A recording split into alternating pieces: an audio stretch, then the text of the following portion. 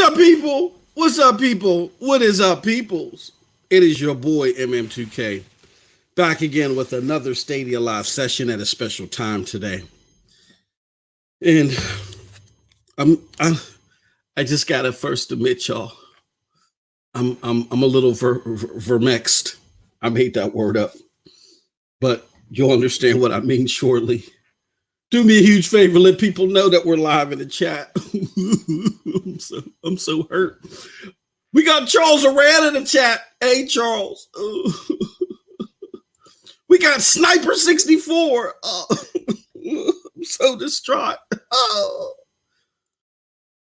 Mikhail Sweeney, he said, hey, it's good to be here. I wish I could say the same, Mikhail. Do me a favor, let everybody know that we're live.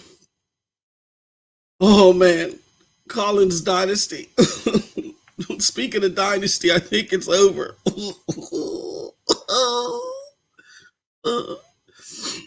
Just give me a moment, people. Give me a moment to bear with this. Do me a huge favor. Just tweet this out. Let everybody know that we're live. Oh, don't switch. Okay. All right, I'm going to tweet this out to some folks. I deeply apologize because I was supposed to go live at 1, but I had some technical difficulties. It's over. I'm trying to contain myself. All right. 0 games for me and Owls. You got your popcorn? You bring me some napkins, please. All right. Oh, let me do this.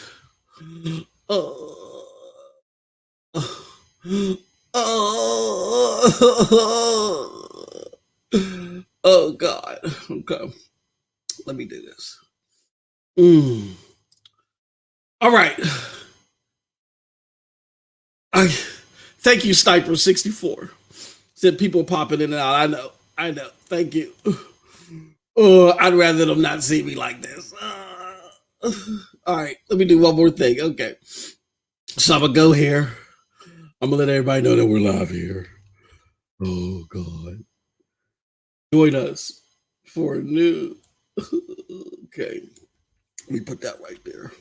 So everybody knows that we're live. Open mic. Oh, my whole day has been ruined. Okay. Come on. All right. There we go. We got that out there. Oh, okay. Let's go here to this Discord channel. If I can bear with it. And I'm going to put it in here too. And last but not least, I'm going to hit up my brothers, the Broadband Bullies. Oh, I'm going to hit it there. Oh, okay. All right. And then I want to say, we are live. Okay. Let me put some flame emojis here too, because they know that this discussion is going to be fire. Okay. Woo! It's gonna be fire. All right. Now that we got everybody here, we got Cloud Gaming Dad. What's up? Tugba 313, Chariot Man Gaming in the house. What is up? Let everybody know that we are live, please. Is Resident Evil 8 co-op? That is a very good question, Ace Cam, and I don't know. I wish I had that answer for you. It's dope. I can tell you that. But I can't tell you if it's co-op or not. All right. So let everybody know that we're live. Shout it out real quick. Okay, I think I've contained myself for the moment until the chat starts to fill up.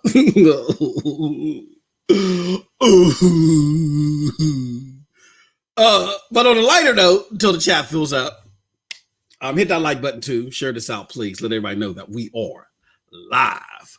I went to go see a couple movies this weekend that were very interesting to me.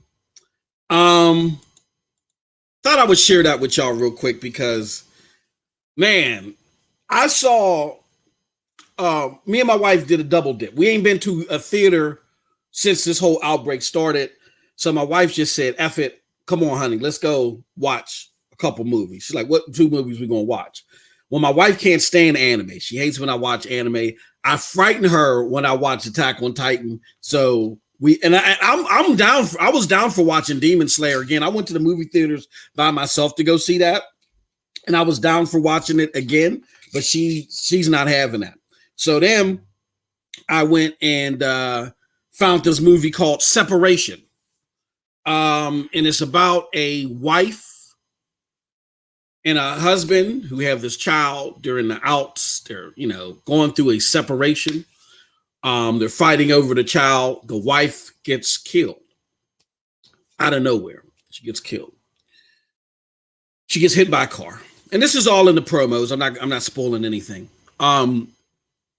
And somehow they're trying to, and then these evil presences come back in the form of the dolls that the husband draws. The husband is an artist, a comic book artist. He draws these marionette, scary looking puppets for a living. He crafts them or whatever. And these evil spirits in the form of the dolls that he creates are coming back and are haunting the house. I want to let everybody know that that is by far the worst effing movie I've ever seen in my life. Ever. Period. And then what made it so bad was the acting wasn't horrible.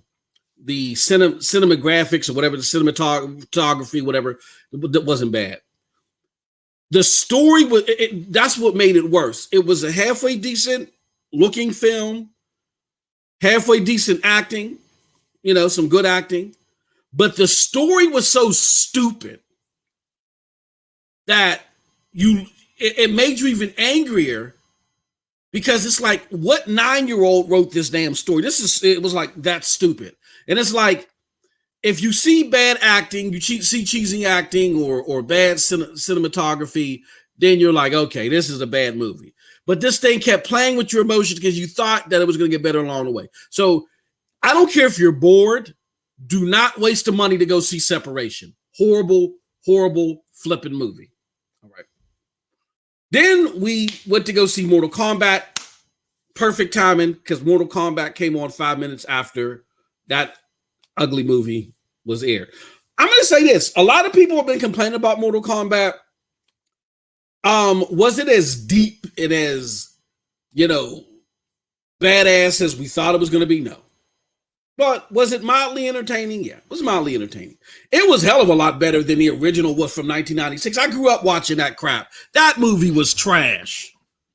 And people are trying to say that movie is ashamed of this new one. No, that movie was utter throw up.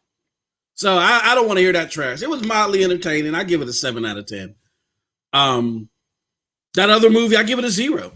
I literally give it a 0. There was nothing good about that movie at all. Separation. I've never given a movie a 0. I give that movie, it was a waste of time. It literally was a waste of time. All right.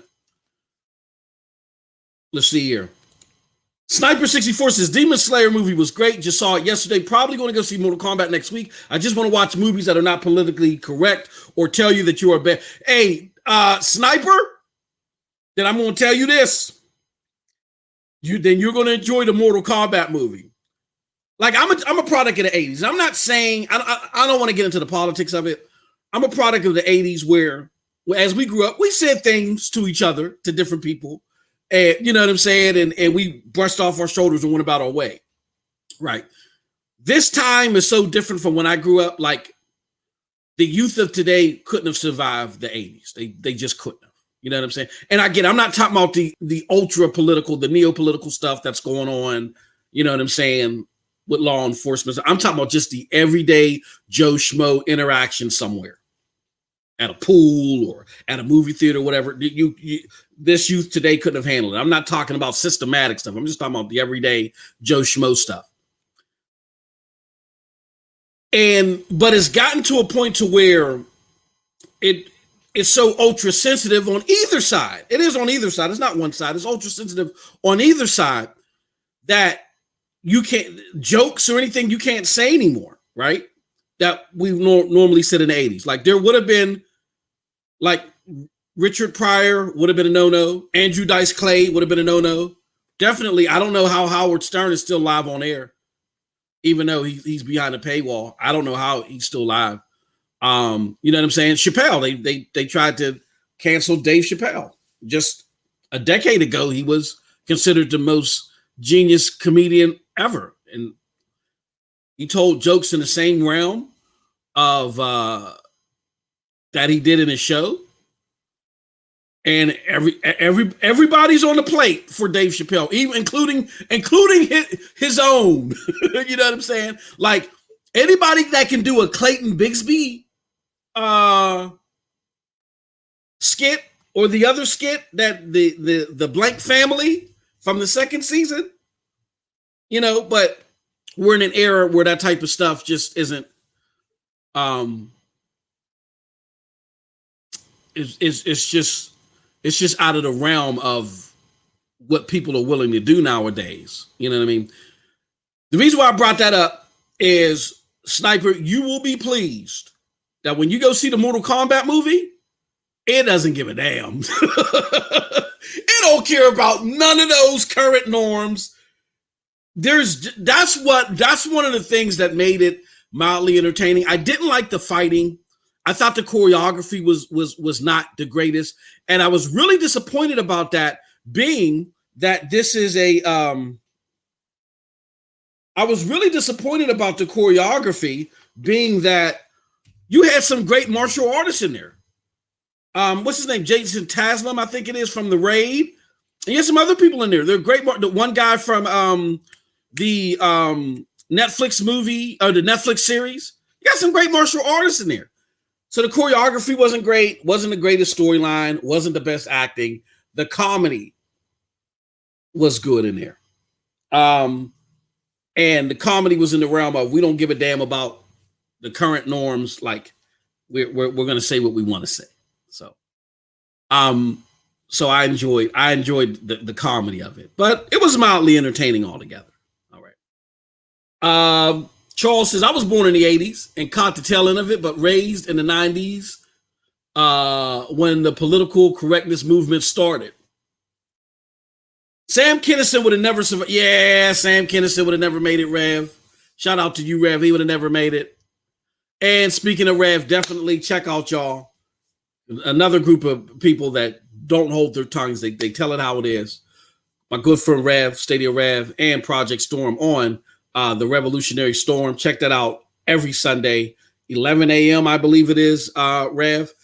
It alternates from your channel and Project Storm's channel. Just go to Stadia Rev's channel right now. Check out the last episode. Subscribe to him. Subscribe to Project Storm. More great content on Stadia and the likes. You know what I mean? Great stuff. All right, I think we got enough in here right now, and I'm starting to feel. I'm starting to feel sad. God. It's so hard to say goodbye to Double J.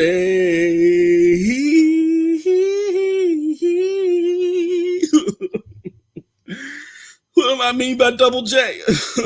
Talking about John Justice. John Justice was a good guy, y'all. Good guy. And it's not him leaving that makes me say he's a good guy. Shout out to John Justice. I love him. He fought the good fight for Stadia, even against amidst some of the most horrible questions and stuff that he had to bear with from the media and their hate for Stadia. Shout out to him. And this in no shape, form, or fashion is to ridicule him for whatever reason he left. But the reason why I'm vermexed, and I made that up. Yes, I did, Rev. I made that word up. I'm vermexed. It just sounds fancy. Is that John Justice leaving? We don't know the reasons. We don't know, but some of us know. The Bicker for Lifers, they know. They know everything because they excuse me, they've gotten everything right? Oh gosh, hold on. They've gotten it all right. They've got nothing wrong. They got a great track record. Anyway,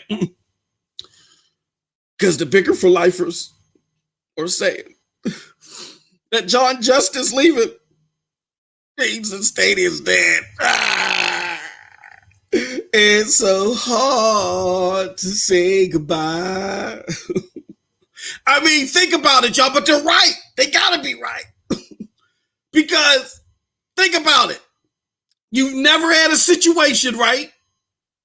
Where, look, if Stadia was doing good, let's think about it. If Stadia was doing what they were supposed to do, and if they were on a high trajectory and good things were coming, then you don't leave, right?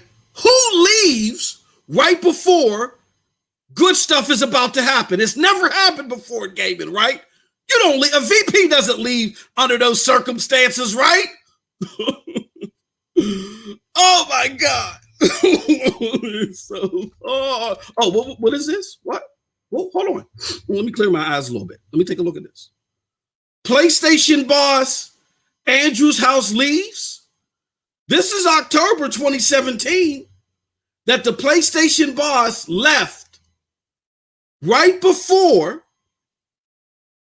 PlayStation had its biggest share of its history of 24 years at that time. This is just a few months before the release of God of War and just the year prior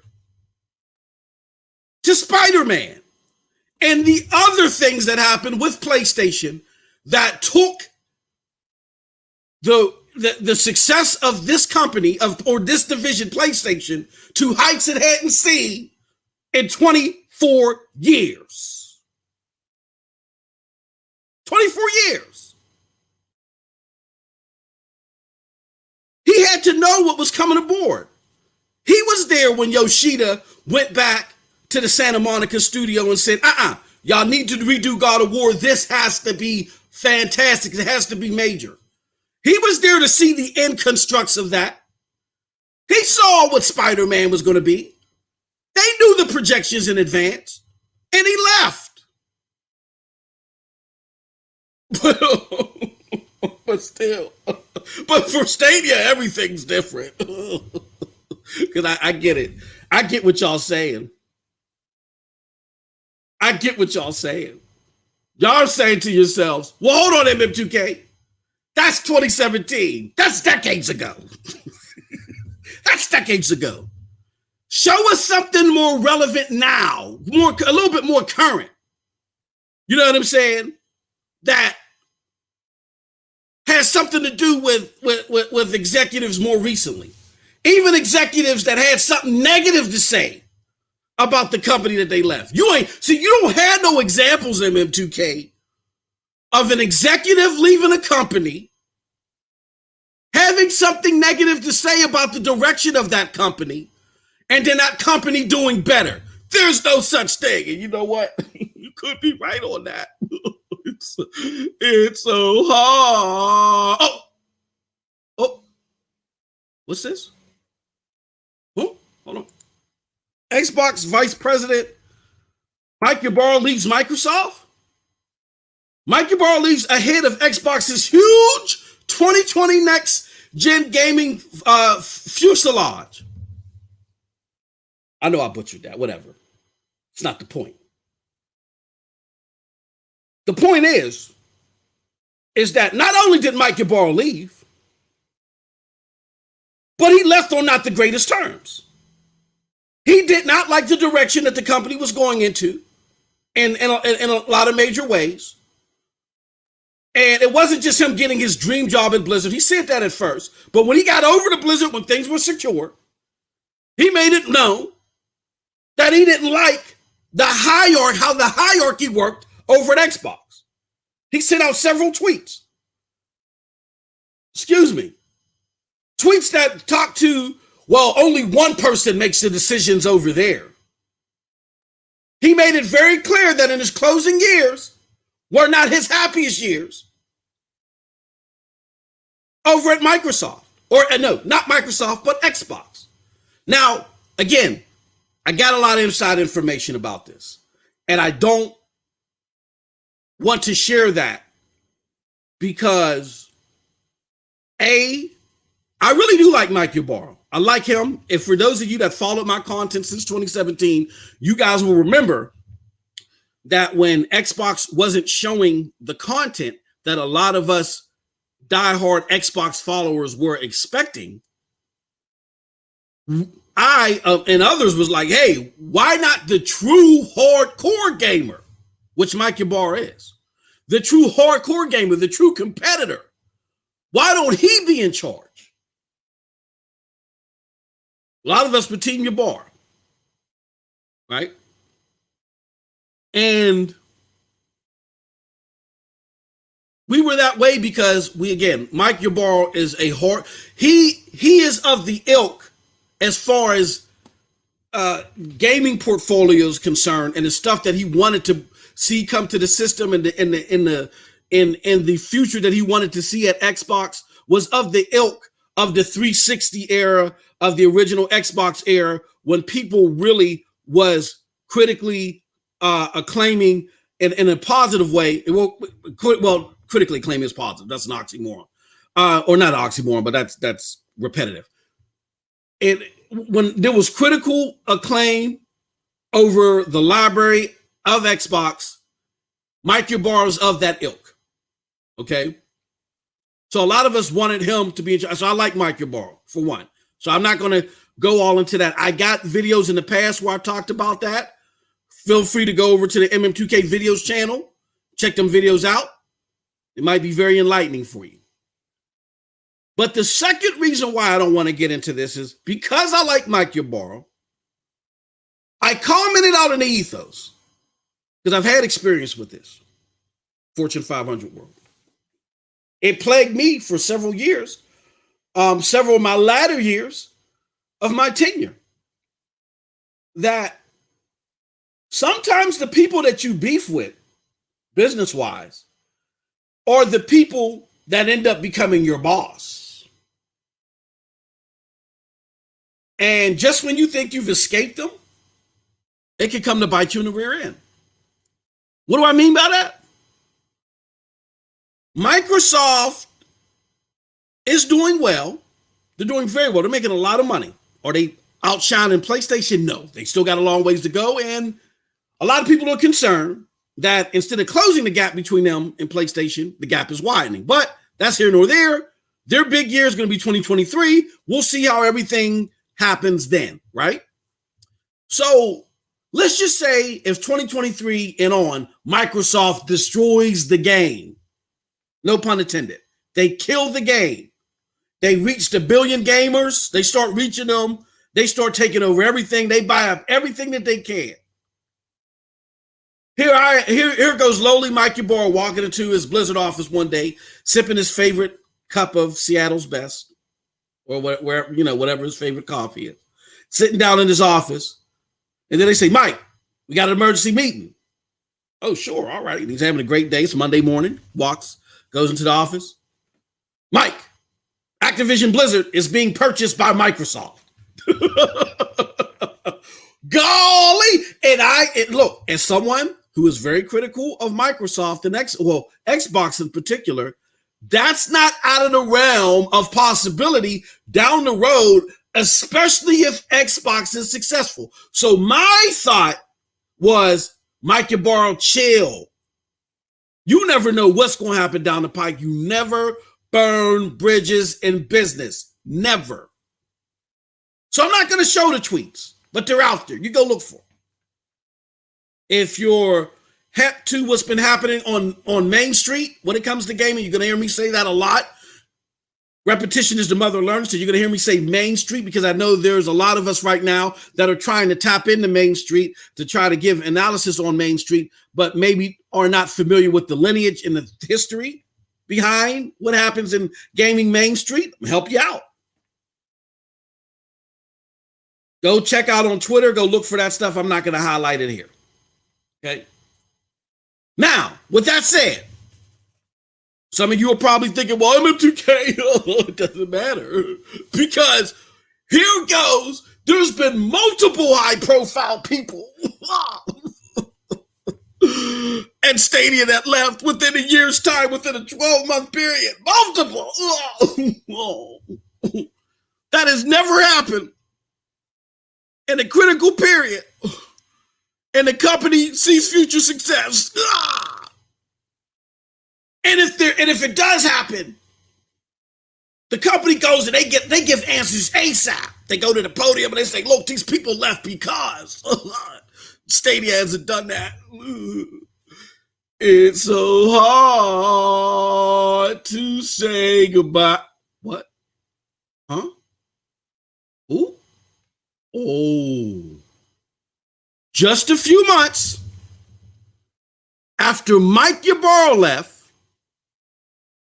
right when the biggest game for Xbox at the time had just released and was going through critical patches and updates and DLCs were coming in the future, the head of the development team behind Gears, Rod Ferguson, left. He left. And he went to Blizzard with Mike Ybarra.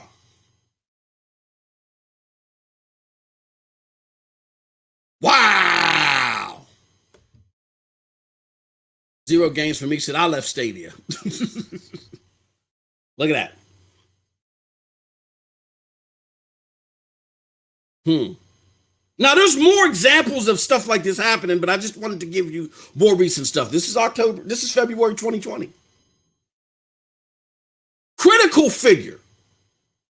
I mean, one of the most creative minds when it comes to development. Look, one of the biggest things that Xbox gets tagged for is its lack of creativity when it comes to its software. That's why people say that overall is not appealing. It doesn't get the critical acclaim. Xbox themselves are aware of this, hence why the leaked documents that came out recently, I would show you, but I don't want to go too far in the weeds, where Xbox was analyzing Last of Us 2, analyzing what PlayStation was doing, and said, you know what? They have developers, and I'm paraphrasing, but they have developers that are doing stuff that we ain't doing and that we aspire to do. And the guy, one of the people that was helping to get them there, Rod Ferguson, a guy that Phil trusted big time. Rod was in a lot of places where Phil was at. He loved Rod. Left.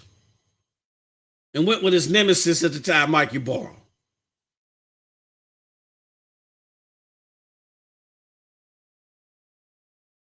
We had the head, I forgot the guy's full name, that went on a leave with the initiative, only to end up back at Sony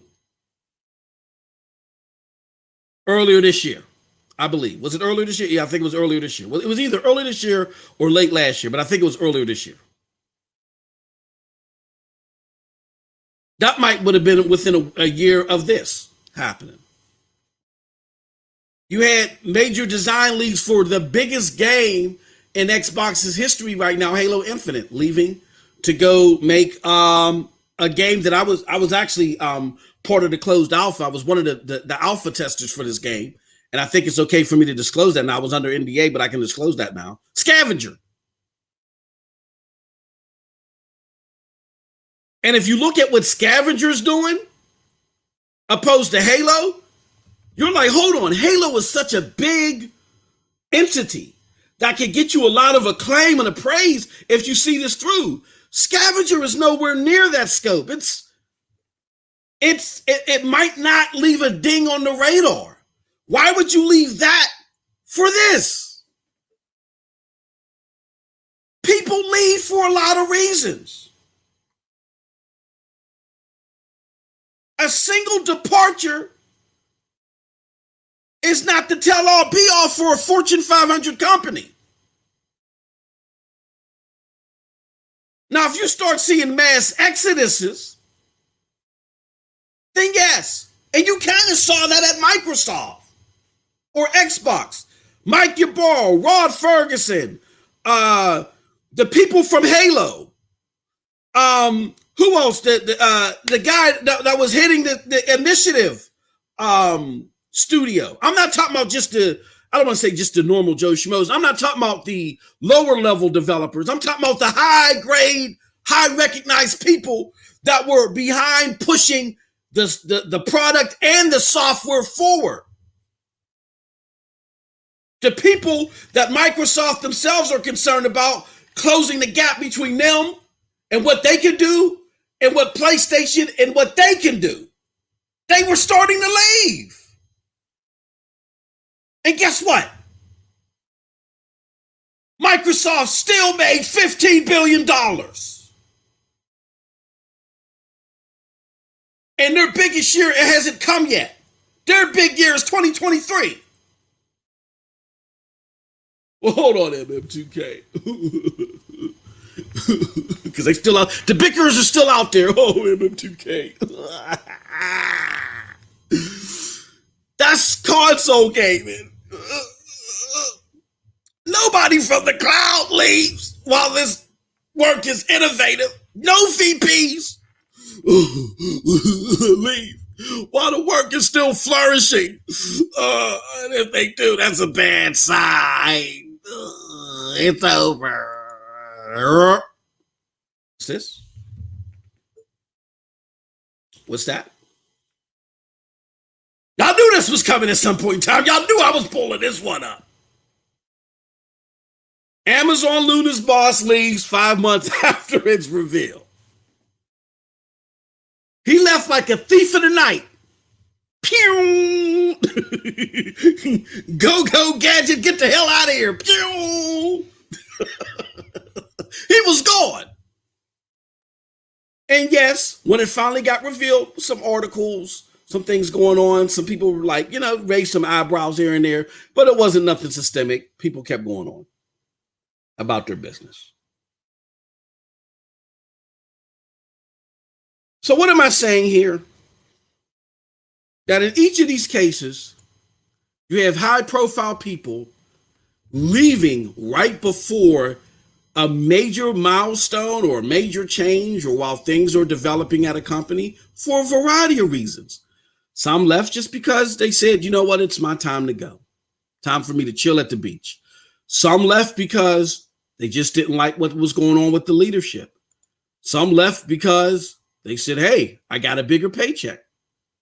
Some left said because, you know what, even though what I'm working on, maybe it may not be as forward thinking as what I'm dealing with now, and it may look bad, hence why I got to leave in the middle of the night. It's just a better fit and a better opportunity for me long term. There's a variety of reasons why people leave. To sit here and speculate, anybody that's sitting here and speculating about what this means, when the precedent elsewhere shows us that we just need to keep a finger on it, see what, watch this space, but not to go too far into speculation. When the precedent shows that to you,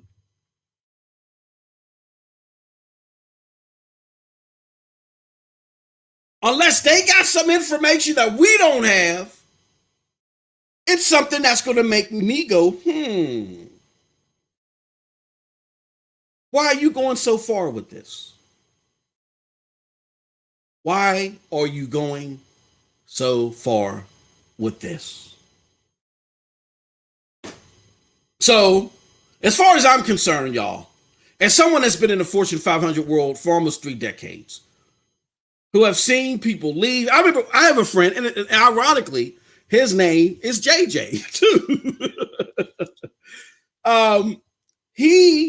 Me and him, we grew in our business sector together. We both went to school together. We actually became friends in school.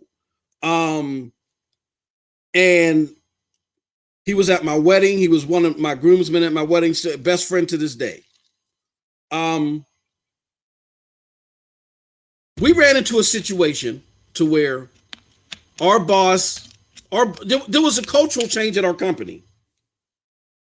And it was kind of like the situation where I was talking about, where if I could reach out to Mike Ybarra, which he has done, and I could say, yo, chill on this Phil Spencer thing.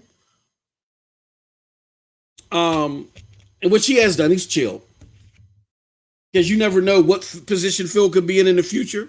that's going to affect you. He may not be your boss, but he may be the boss of another company someday that's going to be vital to your business, and you're not going to be. They're not going to seal the deal because of his personal animosity for you. Yes, and that does happen in the business world. It does. But my thing is, my friend left because of a similar situation. We had this guy that we felt he was horrible. We felt he was full of talk. He was always putting us in peculiar situations, always messing up our relationships with major clientele.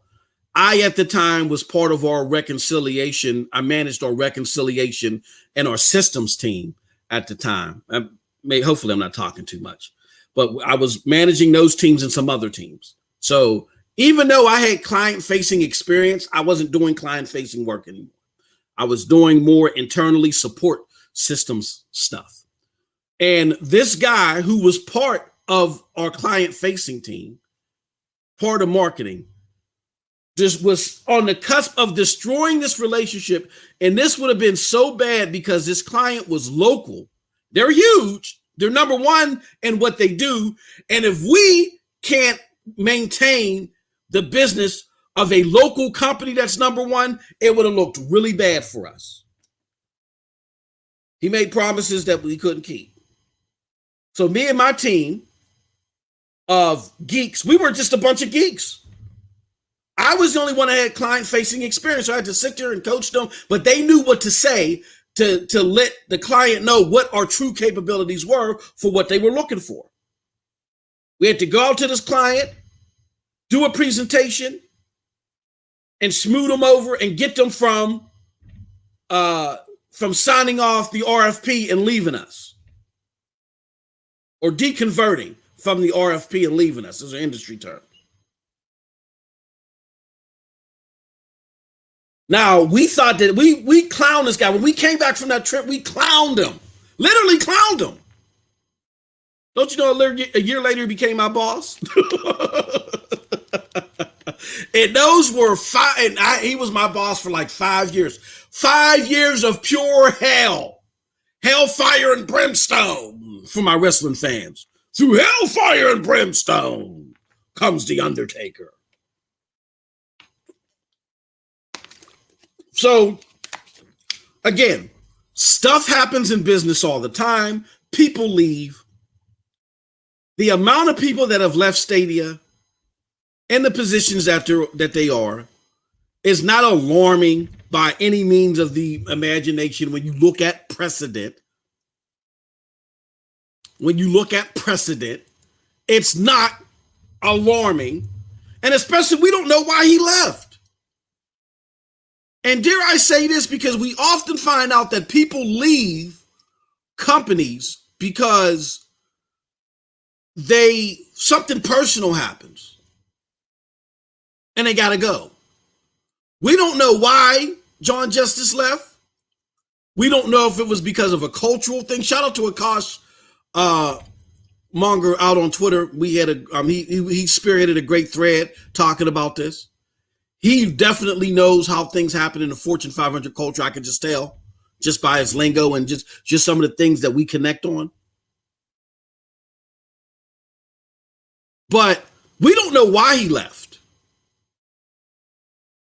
So let's give the guy some space until he resurfaces. And if he's willing to answer questions, okay, ask him some questions. From what I've seen of John Justice, he may show up at another company, may not say anything else about Google. He may want to be done with that, or may not have anything to say, may have nothing but positive words, and then we'll never know why he left. But right now, there just isn't enough information. Okay?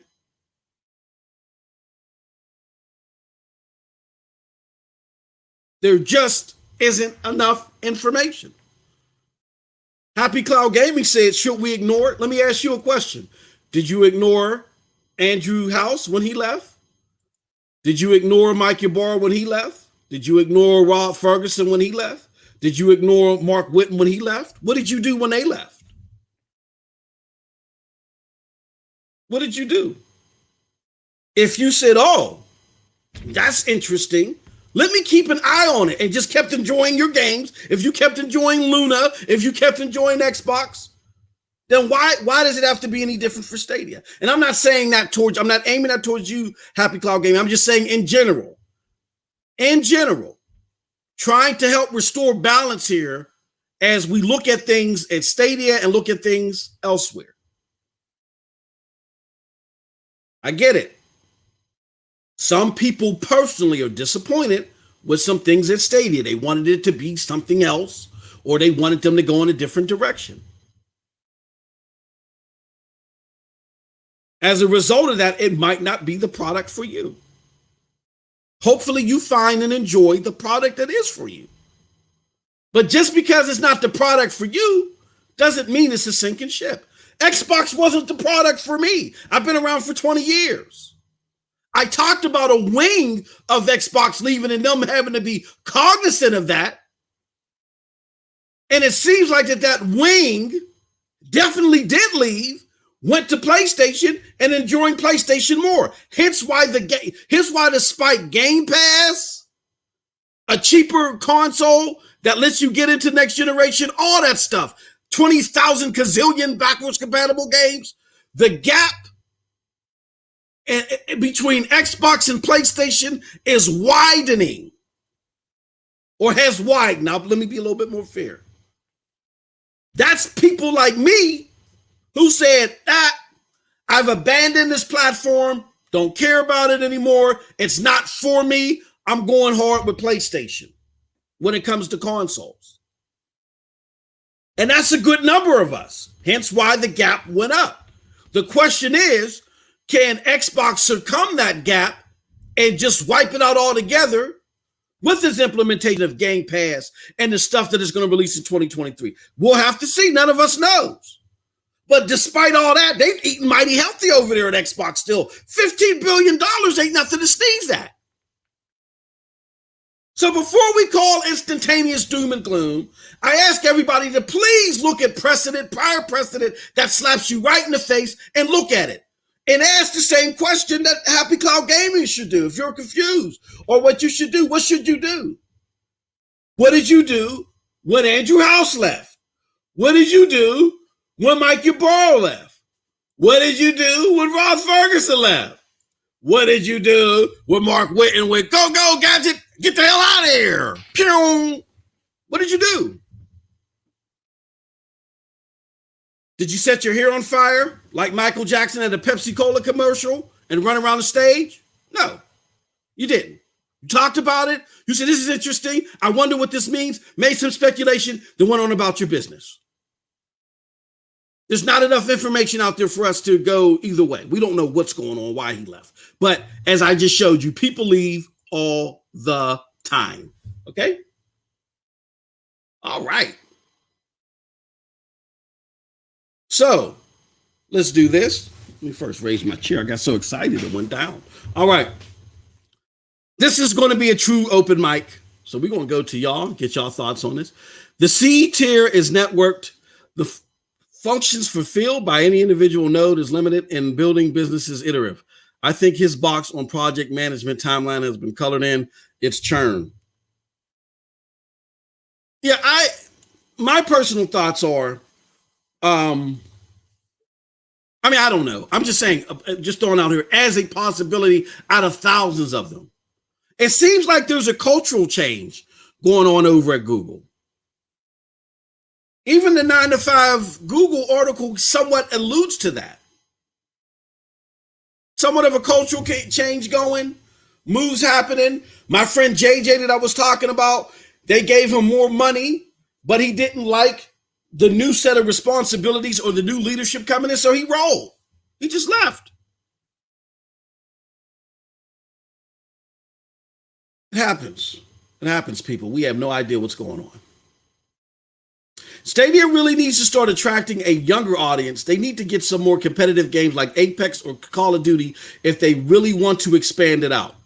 That is the $1 million question that I think a lot of us may not. Oh, here they done tag me in another thing. between. See, y'all, that's why I said y'all got to get attached to Main Street. Whenever something happens between Xbox and PlayStation, oh gosh. And the PlayStation people feel like they got a leg up. My DMs and stuff go into ultra drive. Let me see this. But let me get out of there. I want to show you guys something. I think ultimately, yes, you are right. You are absolutely right, my friend, Sniper, that when Stadia is ready to make a serious impact, they're going to need that. I wholeheartedly agree. Here's the thing, though. Are they at that point yet where that's what they're looking? Are they at the point yet to where they are like, all right, we're looking to make a serious full-time impact, like on the main stage? I think that's one of the biggest complexities here between thoughts of cloud gamers here as they look at Stadia. The thought process is that Stadia is really trying to make a big swoop for the main stage. Here's a quote that I always go to that I think is still relevant, that I think that we shouldn't be lost of, because the closure of SG&E wouldn't have changed this. It's a question that was posed to Jack Buser several months before the launch of Stadia. And it's talking about, how do you convince people to leave their other library or integrate yours? How do you attract the mainstream gamers and make an impact with them, like boom, bam, as your question alludes? And Jack is basically saying in his response, no, I think you got it wrong. We are not here to make the hugest impact day one. This is a sprint, this is a marathon, not a sprint. They even admit that year one, when people come across this platform, they might say it's not for me. Let's focus on this part. The same device, and this is Jack Buser talking about as the average consumer, at first interaction with Stadia versus what they're used to, what the result might be at first. The same device you are using certainly has better and more rich game experiences. That will take time to play out, because gamers will have to realize, oh my gosh, Stadia has improved so much from years ago. I can't believe I'm still using the same screen. But that's the third piece there. Meaning that we know that we are not going to have a product all the way around that is going to be able to compete with the top tier products out there for a few years right now. Now, so you might ask yourself, well, what are they doing? They're trying to take a stranglehold of the 2 to 4% business that is the cloud business right now. It's not the hugest amount of business out there, but it gives you somewhere to springboard from. Like if you go to console gamers and you tell, so GFN is on the cusp, if they haven't already, to break 10 million users. In the grand scheme of the cloud gaming community, that is hell of impressive. Now, there may be questions about, those 10 million paid users, which ratio is it paid to non, but it is 10 million people have interacted with the platform. That's impressive, right? Can't take that away from them. But in the larger Main Street space, the console gaming world, they laugh at that. They say, and I'm serious, they've said to me, GFN has been out forever. You're trying to tell me that the best that they can do right now is 10 million people total with this experience and not the overwhelming majority of them are paid users? They laugh at that, seriously. But I ignore their laughs at that, and I still say to them, that's impressive because I'm not looking at GFN at a prism of the main stage yet. Neither is GFN. They're fighting for the cloud gaming space right now, and as that grows, this rate of growth right now is 56%, I think it is. And it has a fast rate of growth. But as that becomes more and more acceptable, then once that gets to a certain point, they're going to springboard from that and use all of the revenue and whatever resources they can get from being in that business and springboard to the main stage. That's what all of them are trying to do. None of them can beat what Xbox or PlayStation right now. They definitely can't. That's silly. So I think what we got to understand is that, yes, we live in a world where both realities can exist. What Sniper64 is saying is absolutely right. For Stadia to have a dominant space on the main stage, they need Apex or Call of Duty. But simultaneously, do they have to rush to the main stage today? No, they don't. They don't. GFN doesn't. Amazon doesn't either. They have some time. Cloud game analysts don't expect cloud gaming, the way to game via the cloud. Analysts don't expect cloud gaming to reach 8% until 2027. It's not until that's 6 years from now. They don't expect cloud gaming to reach 8% saturation until 2027. So 6 years from now, they still don't expect it to be a major player in the gaming space. It's growing rapidly, but it's still not a major player. So if the numbers don't show that you can pull mass consumption over to playing via the cloud, why would you waste a whole bunch of resources on doing all this stuff that's just going to fall on deaf ears? It's a marathon, not a sprint. That goes for GFN, Stadia, and Amazon Luna. And as to what I said earlier for Amazon Luna, even though went and left it in the heat of the night, is Amazon in trouble because of that? No, I don't think. Hell no.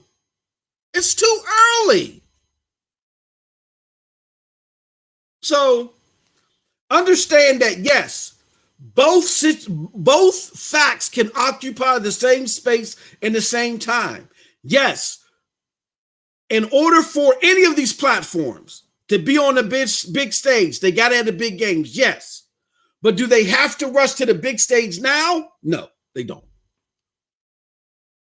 They can carve out their lane within the 4 to 8%, whatever it is, 8% market of cloud gaming right now, until cloud gaming has a big explosion, and just make sure that they're ready and poised for that big explosion and be in a good spot to where they can say, okay, now that y'all are acceptable to cloud gaming, check us out. This is what we got. It's a marathon, not a sprint. But definitely great comment from Sniper64. All right.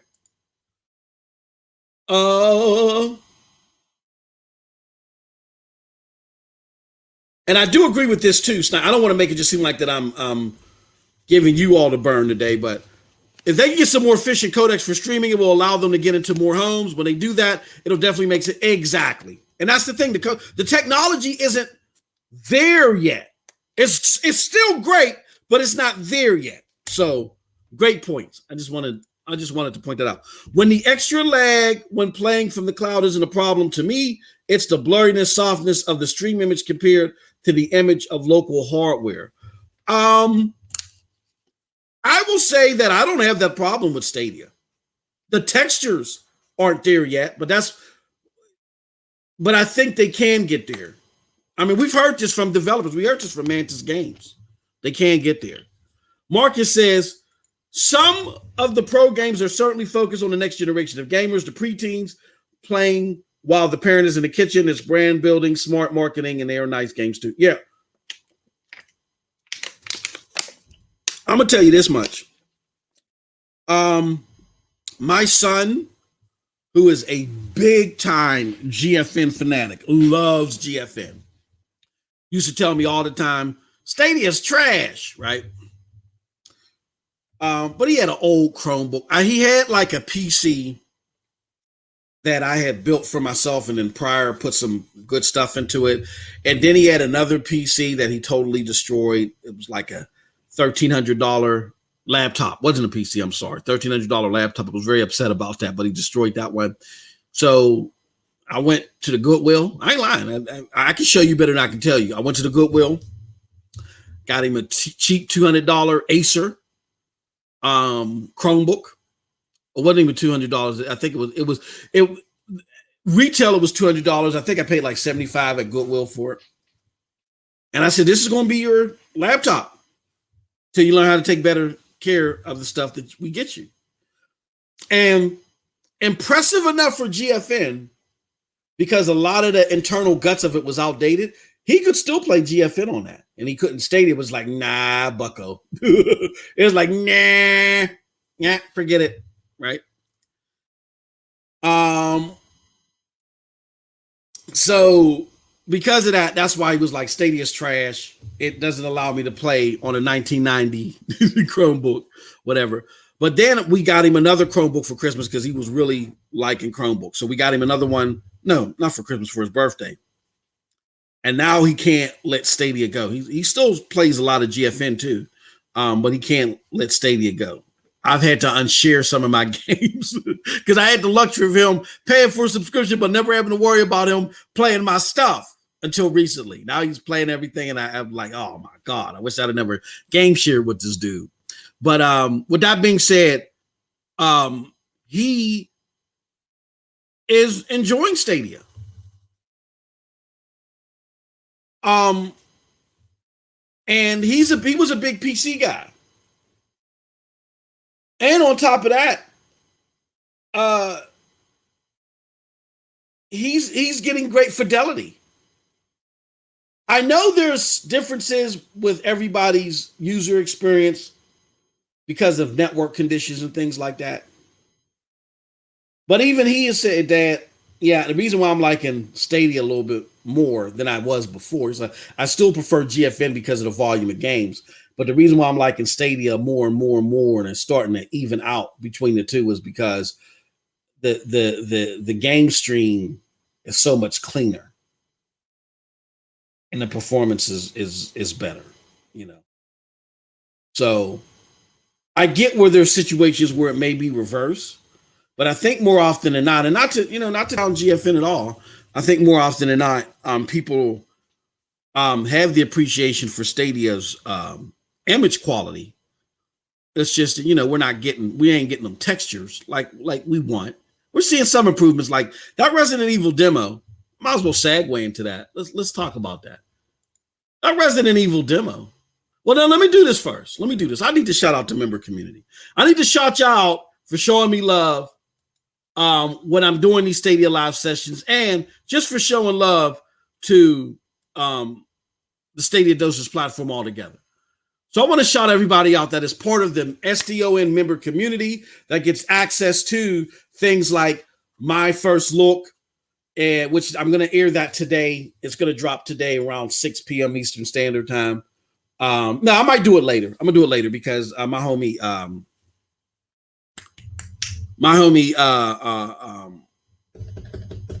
Clive is going to be live. So I might do it around 7. I'll do it at 7. So 7 p.m. Eastern Standard Time. I will make My First Look available. But you get that content. You get the Stadia Stream Connect podcast after show. Cloud Gamer Chronicles has been on a semi hiatus because was just stacked with so many things, but it is coming back. You'll get that and a whole bunch of other stuff when you become a member. Just look at the different tiers to make sure that you're getting the package that you want. Because we definitely want to make sure that we're giving back to you as much as you're giving to us. With that being said, let me shout out all the community members. We got Brian Evolve. We got Jack Deslip. We got Eddie Player One, Ray Sherrod, Christopher Torres, Dominicano 791J. We got Calvin Morgan Sr., Consino, Freddie Fredo, Sean L. Boogie, Matthew Ashcroft, Patrick, Kessel Runner, Christopher O.F., Amunar, the Hater Extreme, Victor Del Maestro, Stadia Revolution, Eric Gronberg, Mikhail Swinny, Roy Martinez, Dave Wendell, Raven Anime, shout out to my homie Raven Anime, the GFN fan of all fans, Stefan Rabitas, Stadia Vet Gamer, Clavy Lender, Spiritual Advisor, all things Stadia, Ralph Haley, John Scar, the hardest working man in these Stadia streets, and last but certainly not least, my good friend, I'm going to call him the Postmaster. Because my bro be posting some stuff and I'll be like, damn, Charles, you just hit me with some crazy news. I'm going to call him the Postmaster. Hey, Charles, do not forget that I always come up with slick stuff and I forget it 5 seconds later. That's what being senile will do for you. Don't forget that, Charles, you the Postmaster. The Postmaster, Charles Aran. Thank y'all so much for y'all support. I love y'all, man. Can't do this without y'all. All right. That being said, let me save this. Let's get on with today's show. Okay, if it'll let me pop this back up. Let's put this up here. We ain't put this up here in a long time. And let's go. There we go. Resident Evil 8 demo on Stadia. Here's my experience with the demo. Oh, shout out to Marcus G. Knight with the $2. Thank you so much. And I want to say this too, y'all. I deeply apologize for yesterday. We had a great The Number show. I'm going to ask y'all to give some feedback in a little bit on that. We had a couple of technical difficulties with the sound for a few moments, but I am chopping that out. I'm editing that out. So hopefully the VOD version will be minus that. And then there was just a bunch of screens going on. Jack got so much stuff going on. I felt like I was in a parallel universe, somewhere. But it was great stuff. Fantastic. Had a lot of fun. Can't wait to do it again next month and hopefully with more giveaways, right? That being said, in the foray of me trying to do all this stuff and make sure that we had everything up to par for you guys, I missed some super chats. I missed super chats from my homie Project Storm. I think Sean L put a super chat in there. So I'm gonna read those again during SSC podcast. I deeply apologize for that. And I thank you guys so much for your support. Trust me, we always make it our whoop to do to ensure that we go over all the super chats. And we were having so much fun, and I was setting everything up and kind of got lost in the sauce. So that's on me. I deeply apologize, y'all. With that said, shout out to Stadia Pro Gaming. Johnny Bionic said, how old is my son? My son is 15. Little nerd genius, 15. So, he loved GFN. GFN is his lick. He's a PC gamer at heart. And PC gamers at heart that are interested in cloud gaming, you'll find more often than not, they go to GFN. He's a diehard. I remember when he was, I want to say he was 9. I would go to the Goodwill a lot and get PC parts. I put PCs together for people, and I like to experiment with different stuff. And our local Goodwill, they have they call it Computer Works. So they had a lot of great computers, parts, and like high-end graphic cards and stuff like that. It's crazy. It's not the typical Goodwill. But I live close to a place called Shady Side where it's very upper class. So if you go to their Goodwill, you're gonna find stuff like retail store quality, that the rich people like. Oh, I just bought this 3080 Ti card and I realized I already had 5 of them in my garage. Here you go. Stuff like that. So one day I brought home the server. Because I had a Plex server. For those of you that are familiar with Plex, Plex is great for, server hosting. So I had a Plex server. And I wanted to extend this. I wanted to extend the server from it just running from a local machine. I wanted to create a server. So I brought the server home and forgot about it because I buy so much junk from the Goodwill. Forgot about the server, and then 2 weeks later I said, "Oh yeah, I bought that server. Let me get it together for the Plex and convert the Plex server over there." Couldn't find it, and mind you, found out a week later that my 9-year-old son at the time took the server, and I show him how to work on PCs and stuff like that, but took the server and made a Minecraft server. I think it was out of it. My oldest son had told me and made a Minecraft server out of it. So that dude is a little genius right there. So he's since doing that, he's been PC to the heart, to the death. So him pulling his attention away from anything PC centric means a lot. And I think seeing him playing more and more in Stadia now that he has a machine that's capable of playing it, or a laptop really capable of playing it, that means a lot because he's a diehard PC guy. All right, Resident Evil 8 demo. My thoughts on the demo altogether was I originally thought it was peculiar for the game to have just an hour of playing it all together, and then that's it. I didn't like that aspect of it, and it really almost made me not play it. But I said this would be a great episode for my first look, so I did it. I clocked in 40 minutes on the first demo, so I only got 20 minutes for the second demo, which I'm going to imagine the second demo is a lot more tougher and probably longer than the first one, so I'm not even going to get to enjoy all of it. That being said, I enjoyed the experience. I mean, I'm not into stealth games, and I talked about this earlier in my video. I don't like stealth games.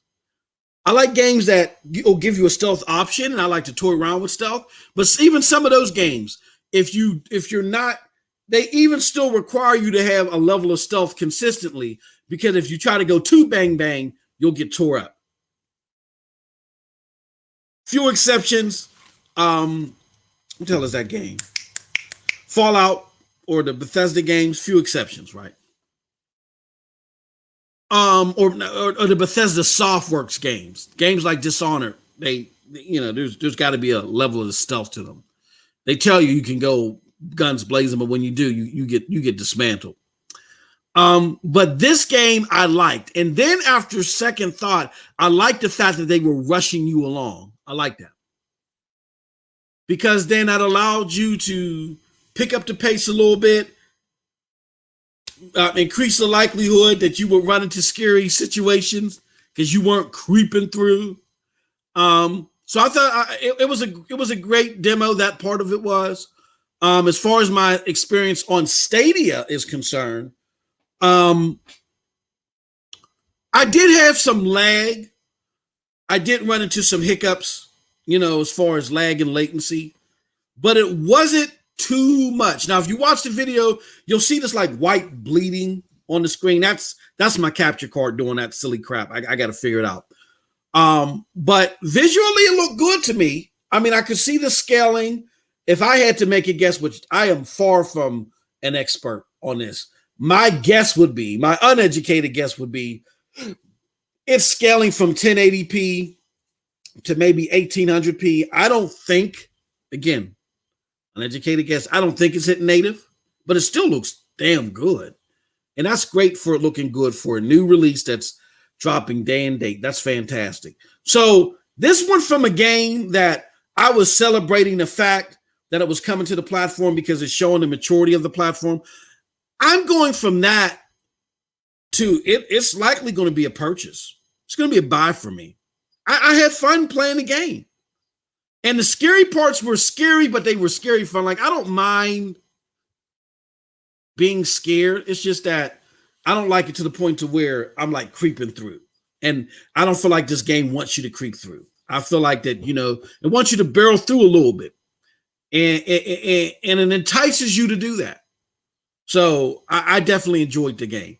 And the Stadia experience, I think, was a very good experience.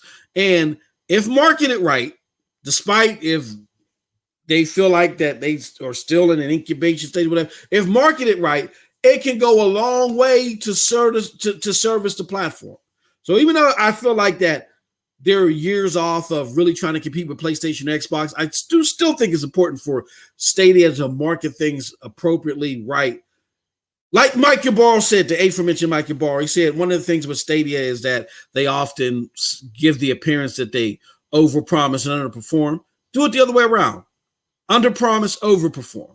You know what I'm saying? So I still think that they could still market this and say, hey, look, you guys want to have access to your favorite games without having to go through the rigors of waiting for a next-gen console, waiting online, getting a great cloud experience, just come on over to Stadia. All right. With that said, a lot of people are going to look at me and say, well, you're MM2K, you're Stadia Dosage. It doesn't matter. You're biased, blah, blah, blah, blah. All right. Well, don't take it from me. Take it from an Xbox dev. What am I talking about? Let me see. Did I bookmark this? Probably not. Nope. Dumb MM2K didn't bookmark it. All right. Let me see if I can find this. Oh, no. I know where it's at. Somebody sent it to me, as they always send me great stuff. They send me great stuff all the time. Don't ask me what type of impersonation that was. All right. Here we go. Here we go, yo. Boom. Oh, what?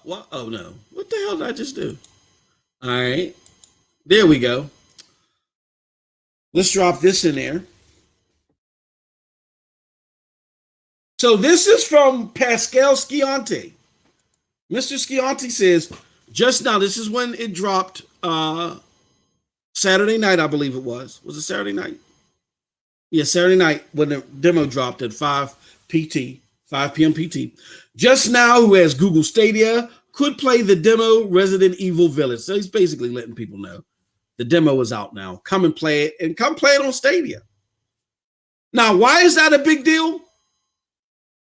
Like, okay, so this guy wants you to play it on Stadia. You do this all the time in M2K. What the hell? Why is this a big deal? Because Mr. Scianti is senior environment lighting artist at the Initiative at Xbox Studios. Yes. Now, go back to the tweet. So reasonably, someone says, whoa, hold on. Whoa. Somebody asked him. Let me see if I can find it. Oh, man. Uh-oh. Did they move it? Did they move the tweet? Hold on. Oh, here he goes. So this guy asked him, don't you have an Xbox Pascal? Pretty sure it's available there too. Like, in other words, what the hell are you doing out in public praising the goddamn Stadia, man? Didn't you get the memo? Phil told us to hate all things Google. What the hell are you doing? All right. And he answers, no. Thanks. Not even, in other words, can't get an Xbox, not even a PlayStation 5. Cannot find nothing online or in stores. This guy is senior environment lighting art. He's part of the initiative, building one of the biggest games, Perfect Dark Reboot,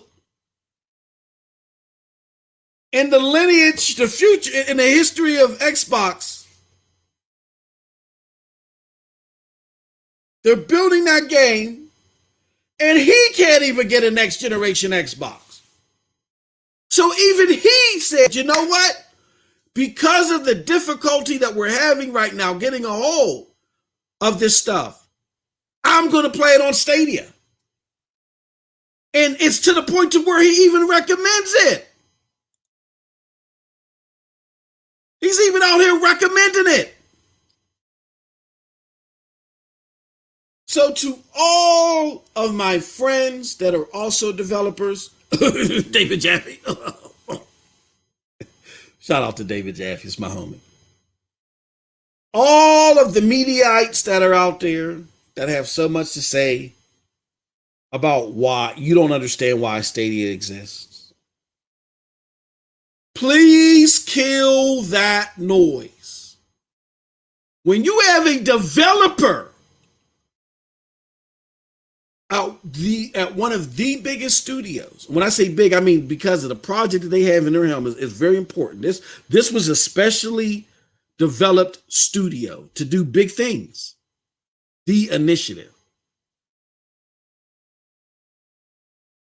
When your colleagues can't even get a Xbox or a PlayStation, he's developing a game for it. And he can't even get a system. And he has to come to grips with, this cloud gaming thing, as long as it gives me access to the stuff that I want to play, is definitely pretty dope. And Stadia, with the resolution that it provides and the performance that it provides, is excellent. Is Stadia 1.0?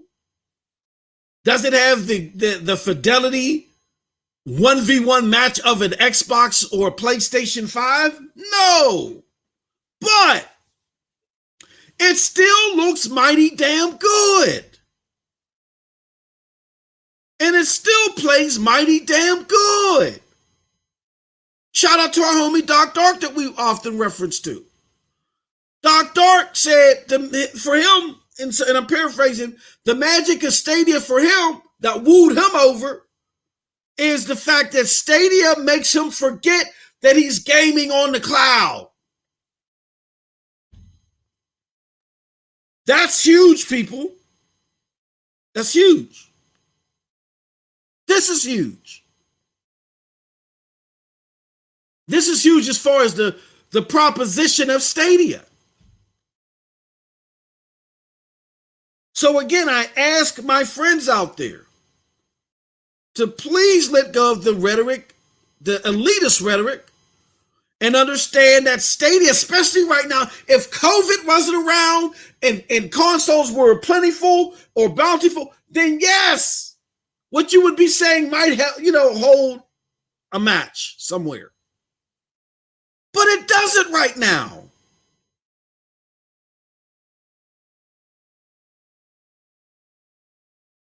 And don't give me that internet jazz.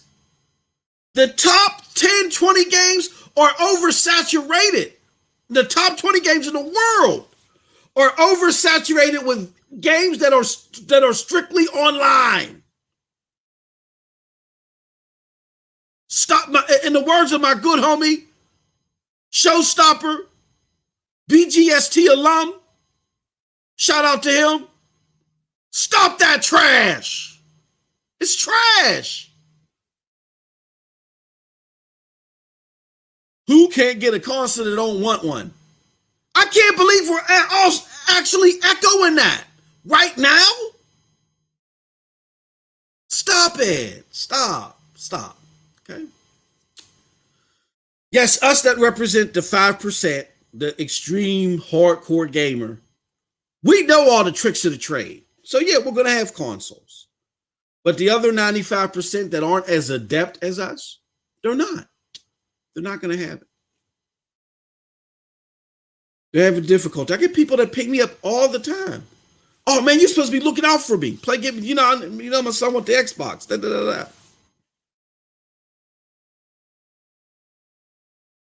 Get out of that elitist mind state and start thinking about one another.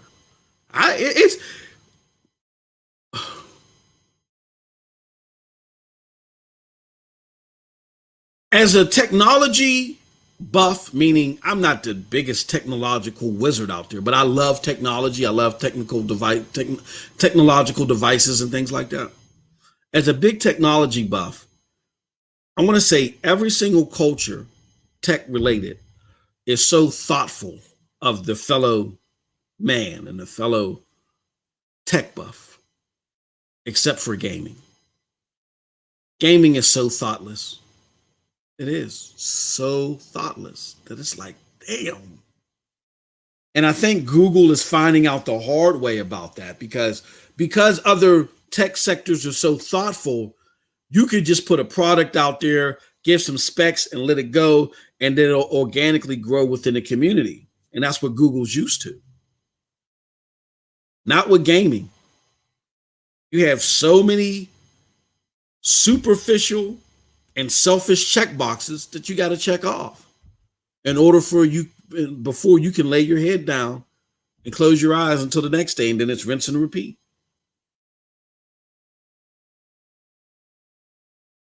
I am someone that don't think like that. I came to work one day, my good friend, call him Donald. Call him Donald. Donald was like, yeah, he would always, I was the nerd that always went to work and talked about gaming, with anybody that was listening, willing to listen. Donald would be there, but would never talk about it. When we be in, MM2K the nerd, this and that, right? And he'd get in on the jokes, you nerd. And I would just laugh. We would all just cap on each other. I'm not soft skinned like that. But then one day I was talking about BioShock. Here's a funny story. BioShock had just came out, and I was at work, and I was being cheap at the time. I didn't want to buy the manual because I always bought all the game guides. Sometimes I used them, sometimes I didn't. I'm one of those people that when I play RPGs, I want to hit every nook and cranny, every crevice of an area. And when BioShock came out, I wanted to do that. So I went online. I somehow hacked a Prime, I think it was Prime Gaming. They used to do manuals, Prime Gaming guide for BioShock. And I downloaded it and I printed it out in color. And there was a whole bunch of pages to it.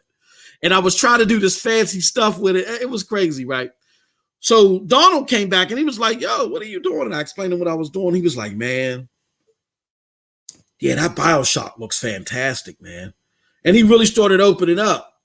It really started to hit why he was sticking around. He wasn't somebody that just, like ragging on me and had me rag on him back about me playing games. He really was a big time gamer.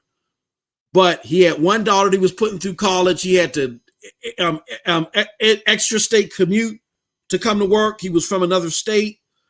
Whole bunch of stuff was going on, and he couldn't play games. So what I did, I knew we had a whole bunch of Xbox 360s at the house that were just sitting there for the kids, and then for when my brother came up and all this other stuff to play. I bought an Xbox 360 to sit in a back room for my brother when he came up. He came up 3 times a year during the holidays. That's all it did, was sat there for him. He had an Xbox he could have came up with. He drives from down south. But I had an Xbox just sitting there waiting for him, was collecting dust. Just waiting there for him for the 3 times a year that he came up. Now tell me that ain't access.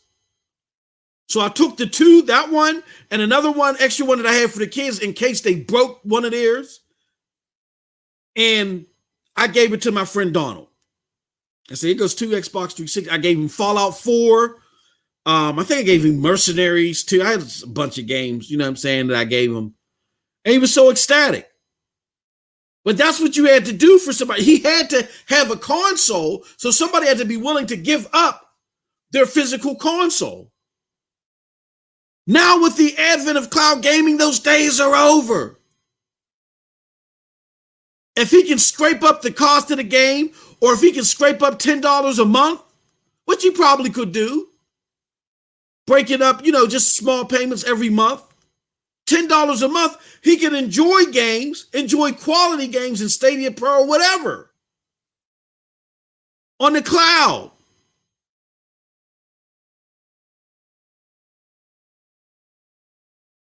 You can't tell me that there's not a lot of people like that out there, because I know there are.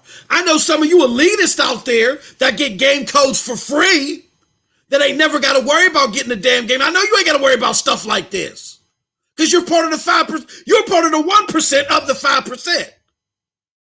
But for those of us The hard knuckle workers that got to go out every day and scratch two pennies together just to produce heat. We ain't got it like that.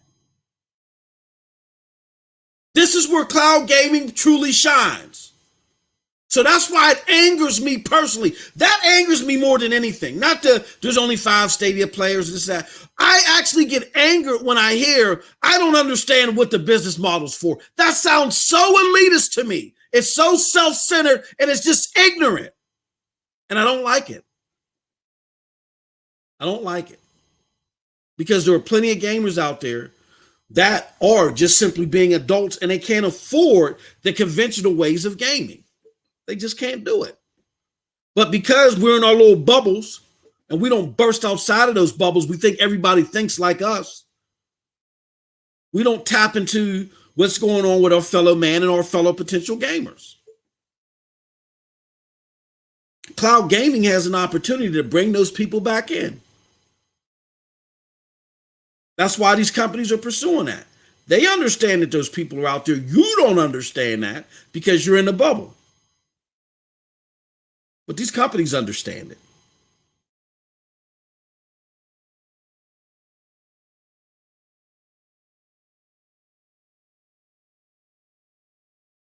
So,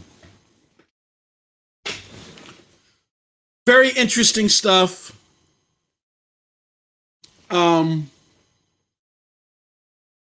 Shout out to Pascal. I'm glad, buddy, that despite you being connected and you not being able to access a box for the company that you developed for it, I'm not blaming Xbox for this. I'm just saying. This is how rough. These are just the telling of the times. This ain't Xbox's fault. This is just how rough it is. This is how rough it is. But despite that, Pascal, I'm happy for you. I'm not going to sit there and act like that you're just an oddity. Like you're a leap year or something like that. Like there's only 5 of you out there that are in your situation. I know if you can't get one with how connected you are, that there are so many other people like that aren't connected that represent your strife.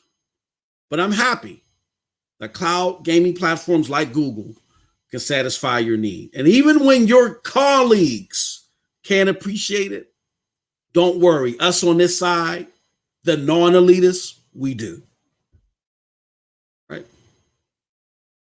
With that said, I'm going to get back to the chat. Y'all are blazing it up tonight, man. Marcel Hoskins says, it's an American thing, unfortunately. All over Asia and Europe, mobile gaming is the best thing. Consoles are hard to buy over there. Yeah, absolutely. It's a cultural thing. We got to have that hardware in there.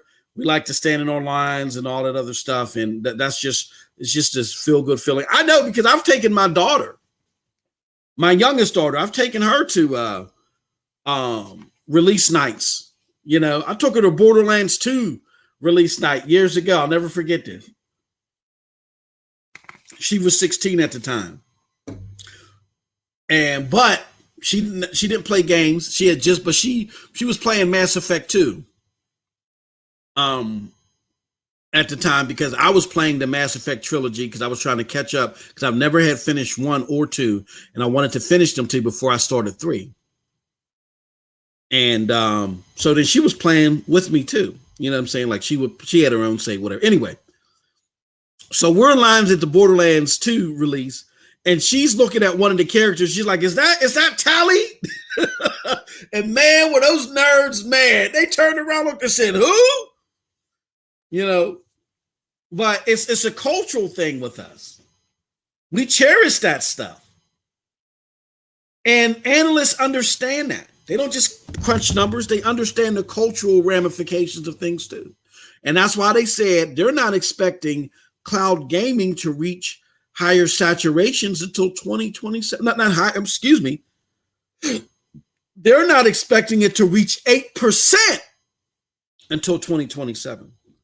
So if you don't think cloud gaming is going to reach 8% until 2027, why in the hell why would you go and buy enough server blades to service 60, 70 million people like you Xbox or PlayStation? It doesn't make sense.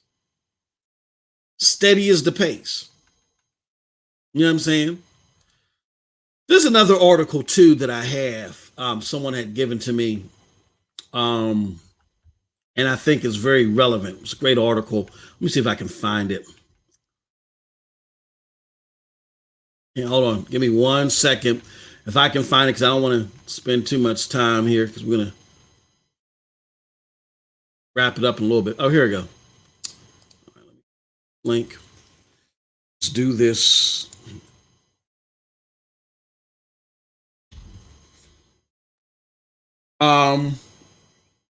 How cloud computing is changing the world. This is a NASDAQ article. And they're talking about cloud gaming, and I think the numbers are in here.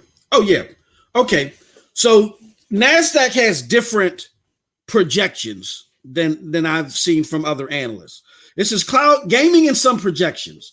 While cloud gaming is currently a minuscule part, let me make this bigger for the people in the back. Y'all think, I know a lot of people think I'm pulling this out of my rear end. No, I do data analytics. I do a lot of research. I don't get to feed my family unless I make sure that my information is correct. So that carries over into everything that I do. My kids hate it because they're like, damn, Dad, you're so over the top. You know what I'm saying? But it's just knee jerk for me that when I hear something, I like to find concrete data to back it up. And if I can't find concrete data to back it up, I like to make it prevalent and make it known that this isn't concrete, this is speculation or whatever. But here goes the projections. Gaming and some projections, while cloud gaming is currently a minuscule part of video gaming industry, its scope could be huge. Today, video game engages around 2.8 billion people globally, and this number is expected to exceed 3 billion by 2023. Over time, the number of gamers and the amount of time spent in watching video games has increased. According to an Entertainment Software Association report, 64% of U.S. adults regularly play video games in 2021. The total video game industry is projected to reach 1.89.3 billion in revenues. According to another estimate, the global market is expected to reach $256 billion by 2025.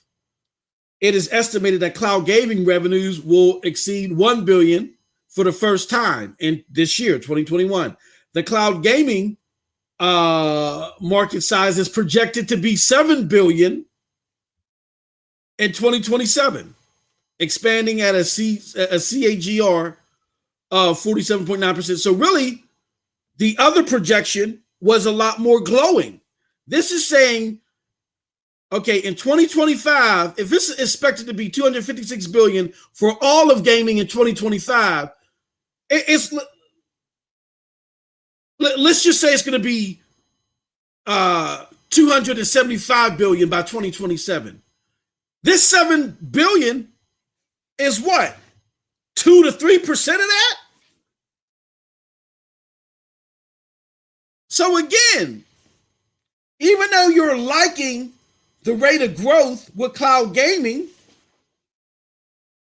it's not going to be a competitor to Xbox and PlayStation per the data that you have for a very long time. It's going to be lucrative. It's going to hit $1 billion this year. It's going to hit $7 billion in 6 years from now. But it's not going to infiltrate the mainstream for a while. So if you know it's not going to infiltrate the mainstream in a while, why would you waste resources right now on doing this mass marketing knowing that it's just going to fall on deaf ears? That's for any of them. I think the only company that kind of has a chance of reaching mass market is Xbox. When Xbox gets Xcloud up to par and really can market it well and show people well why they should get into cloud gaming, I think they'll be able to kick it off because they're a familiar face. And then everybody else will say, but yeah, but we could do this, but we could do that, we could do that. But Xbox is behind the curve of everybody else.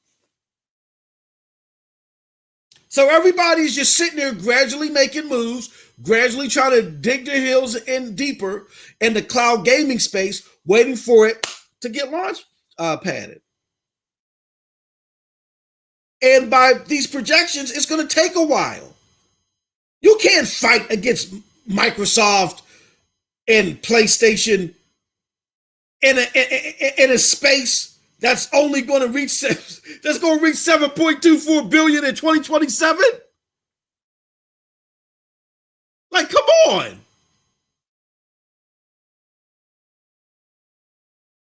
It's projected to hit 189 billion just this year alone. You can't compete with that.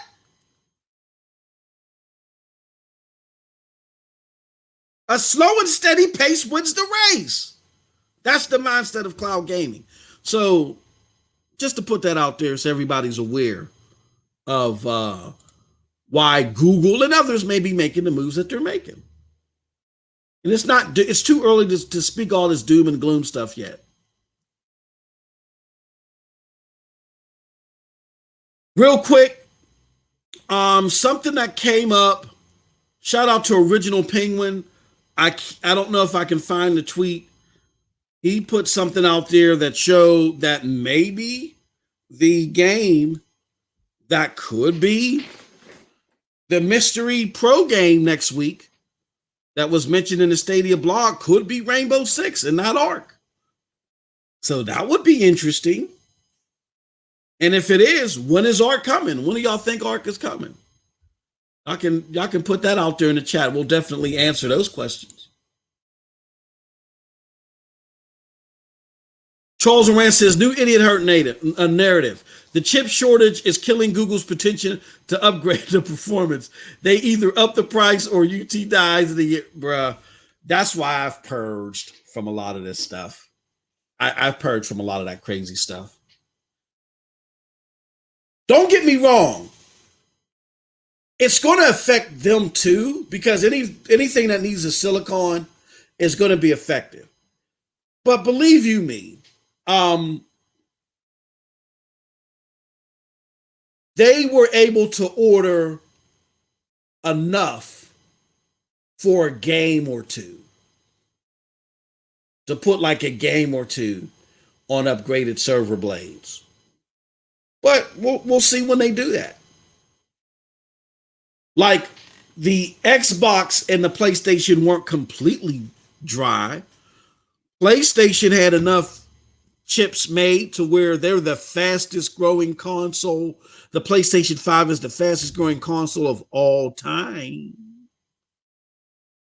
So there was enough out there to do something, just not to reach demand.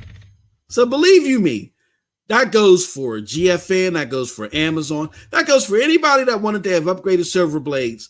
They have some capacity. Are they going to be able to reach full demand? Likely not, but there's enough out there for them to reach some capacity, and they'll be able to manage it. That's what they get the big bucks for, and they'll fill it out. They'll figure it out. But I know, Charles, that's why I've had to purge, bro. I had to purge. I can't get into that. I can't get into that muck.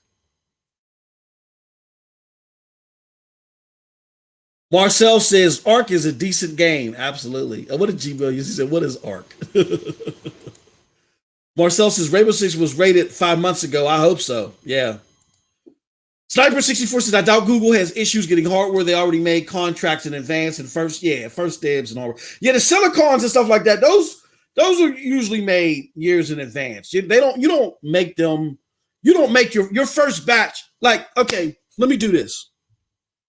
Again, because you guys may not be aware of this, but we at the Broadband Bullies had a major analyst on our show, John Petty of the John Petty Institute. Let me see if I can find this real quick. No, just go look up John Petty, Jon. I'll put it in the chat. After the show, look up John Petty. John Petty Research, and look up Broadband Bullies. He did an interview with Z. I reached out to the guy. We saw some numbers. I reached out to him, got the interview set up, and the guy gave us an explosion of information. The information wasn't the most favorable for Xbox at the time, so a lot of people tried to deny it. Here to come to find out a year later that the stuff that they were trying to use as a counter to what John Petty put out there was totally debunked. Right. Now, with that said, John Petty, revealed to a lot of people that those silicons, those wafers, you'll buy chips and wafers. So those any chips that you need will be bought in wafers. Those things are like Sniper 64 said, they're bought well in advance. They're bought well in advance. When they deplete that supply, then more will be needed. But the original ones, they're tested, and they're bought well in advance. So,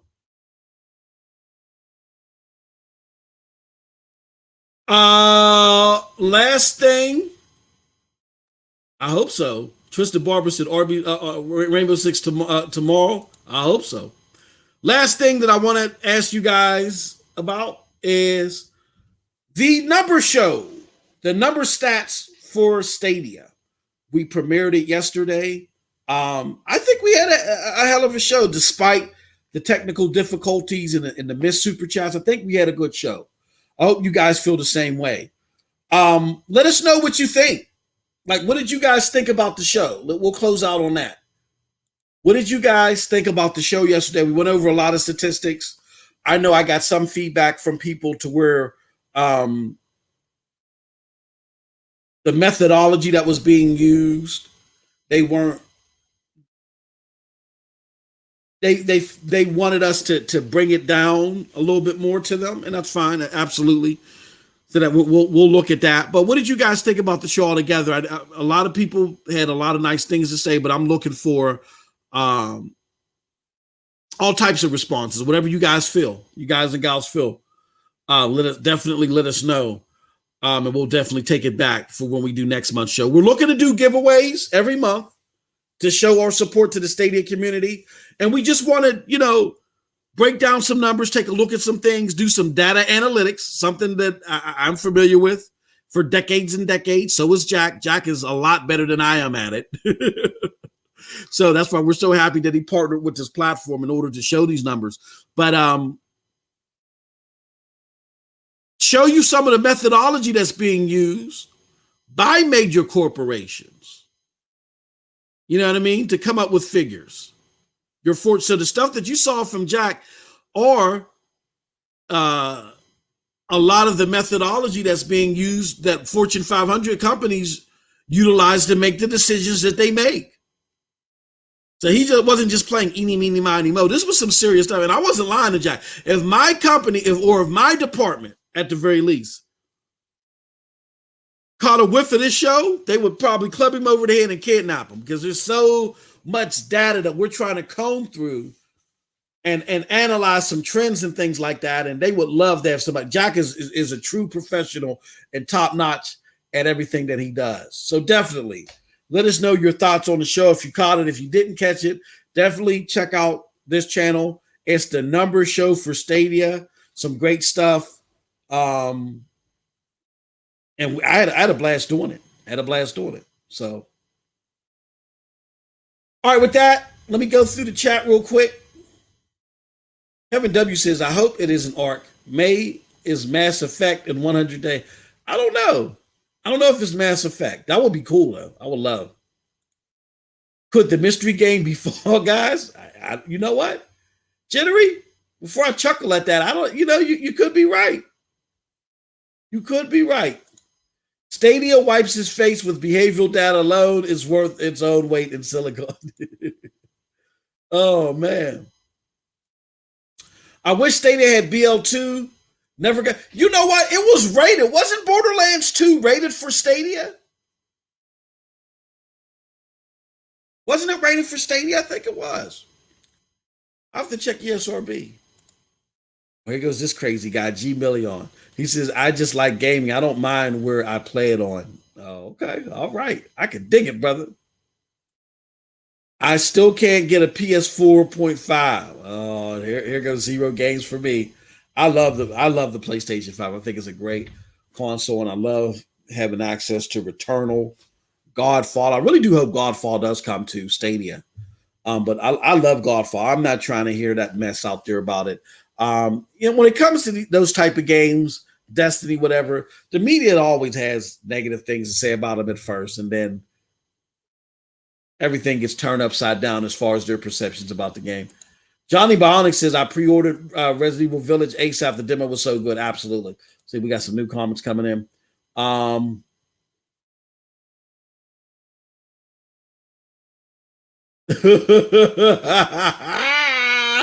love this. Marcus G. Knight says, I thought I clicked a 1 brown, 3 blue episode. I love the numbers. The computing, bring it on.